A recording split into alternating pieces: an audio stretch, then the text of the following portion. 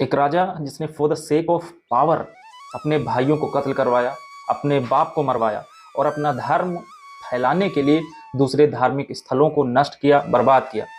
फट से आपके जहन में एक तस्वीर उभरेगी और नाम आएगा औरंगजेब।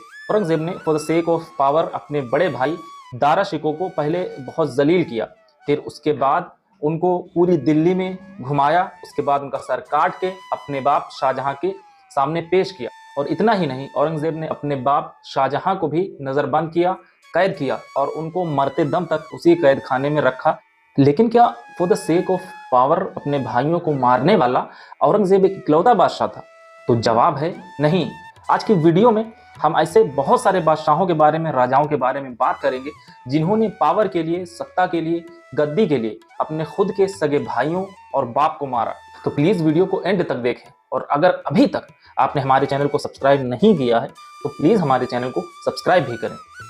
पावर के लिए अपने भाइयों को और बाप को मारने के लिए आपको औरंगजेब काल का इंतजार नहीं करना पड़ेगा, बल्कि इस तरह के उदाहरण आपको बहुत पहले से ही हिंदुस्तानी तारीख पढ़ने पे मिलने लगते हैं। 200 BC में एक ऐसा राजा हुआ है जिसने for the sake of power गद्दी हासिल करने के लिए अपने 99 भाइयों को और इसके अलावा राज फैमिली को मिलाकर, ऑफिशियल्स को मिलाकर लगभग 500 लोगों को अपने हाथ से कत्ल किया था। जान के आप हैरत करेंगे, और वो राजा थे द ग्रेट अशोका।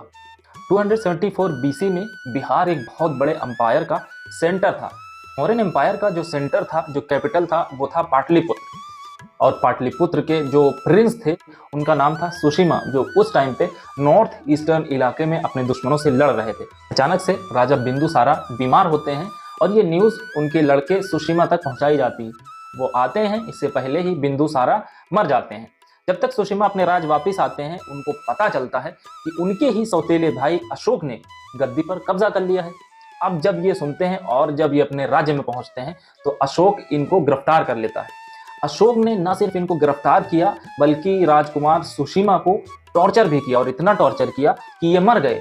और अशोक का आतंक, उसका खौफ, उसकी बर्बरियत यहीं पे नहीं रुकी, बल्कि राजा अशोक ने सुशिमा के साथ साथ अपने, और कहा जाता है कि लगभग 99 सौतेले भाइयों को अपने हाथों से कत्ल किया। इस साथ साथ रॉयल फैमिली और पिछले राजा के जो ट्रस्टेड ऑफिशियल थे उन सब को मिलाकर लगभग 500 लोगों को अशोका ने अपने हाथों से कत्ल किया। ये तो बाद में कलिंगा की लड़ाई में जब राजा अशोक ने जंग का मंजर देखा और लाशों को देखा तो उनका दिल इतना परिवर्तित हो गया, इतना ज़्यादा बदल गया कि उन लाशों को देखकर उन्होंने ये डिसाइड किया कि आज के बाद से वो कोई जंग नहीं लड़ेंगे, किसी भी इंसान को कत्ल नहीं करेंगे। और उन्होंने अपनी तलवार को फेंक दिया और उन्होंने पीस और अमन के रास्ते को चुना।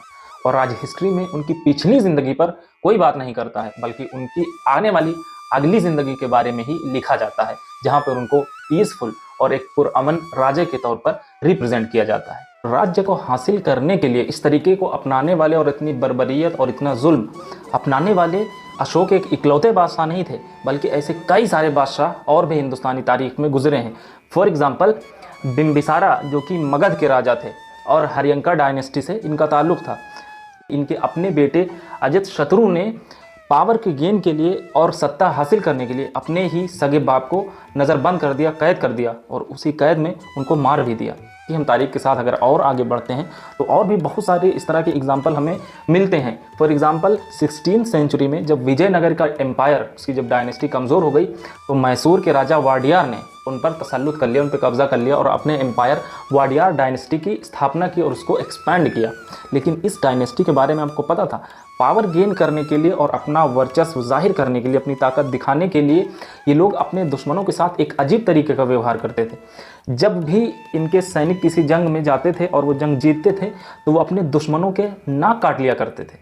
कई बार ये सैनिक जंग होने के बाद जो अपने दुश्मन सिपाही होते थे उनको एक जगह इकट्ठा करते थे और फिर उनकी नाक काटते थे। और स्पेशली ये नाक काटने के लिए वो लोग एक ख़ास तरीके का औजार भी अपने साथ में रखते थे। इनका एक अलग तरीके का उस टाइम पे उस इलाके में पूरा आतंक मचा था। अब सवाल ये उठता है कि क्या ये राजा जो थे ये जालिम थे, ये बहुत ज़्यादा क्रूएल थे? और जवाब है यस, क्रूएल तो थे ही, लेकिन क्रूएलिटी को ही पूरा श्रेय नहीं दिया जा सकता, बल्कि ये सारी चीज़ें वो इसलिए करते थे ताकि उनको पावर हासिल हो सके, वो सत्ता में रह सकें या फिर सत्ता को हासिल कर सकें। हिस्टोरियन उपिंदर सिंह बताते हैं कि बहुत बार राज्य और शासन जो है वो विरासत में नहीं मिलते थे, बल्कि उनको हासिल करना पड़ता था। कई बारी सियासत से वो चीज़ें हासिल हो जाती थी और कई बारी वायलेंस का सहारा लेना पड़ता था। उन्होंने कर्नाटक के एक 13th सेंचुरी के एक पुराने स्क्रिप्चर का हवाला दिया। उन्होंने बताया कि कई बारी राजा जो होते थे वो ब्राह्मणों को पूरा पूरा गांव दान में दे दिया करते थे और इस तरीके के गांवों को ब्रह्मदेव कहा जाता था। वो बताती हैं कि एक बारी एक गांव को ब्राह्मणों को दे दिया गया तो वहाँ के लोगों ने इस पर एतराज़ जताया, आपत्ति जताई। तो राजा ने अपना वर्चस्व दिखाने के लिए, अपनी बात मनवाने के लिए और उन गांव वालों को सबक सिखाने के लिए अपनी पूरी सेना भेज दी थी उनको दबाने के लिए।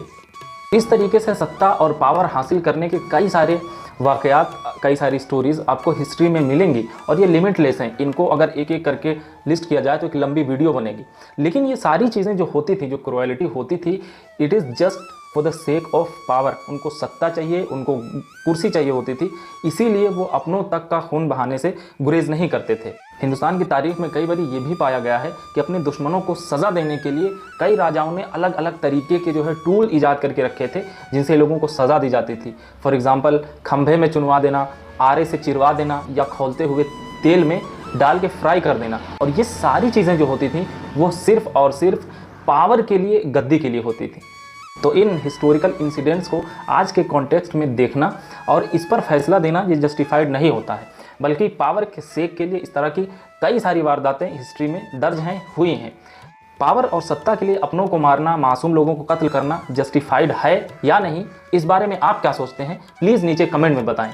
अगर ये वीडियो आपको अच्छा लगा हो, इन्फॉर्मेटिव लगा हो, तो प्लीज़ इस वीडियो को लाइक करें और अगर अभी तक आपने हमारे चैनल को सब्सक्राइब नहीं किया है तो प्लीज़ हमारे चैनल को सब्सक्राइब भी करें। जहाँ पे भी रहें, हंसते रहें, मुस्कुराते रहें, प्यार बांटते रहें और देखते रहें सी यू अराउंड। मिलते हैं बहुत जल्द एक और वीडियो में, तब तक के लिए बहुत बहुत शुक्रिया।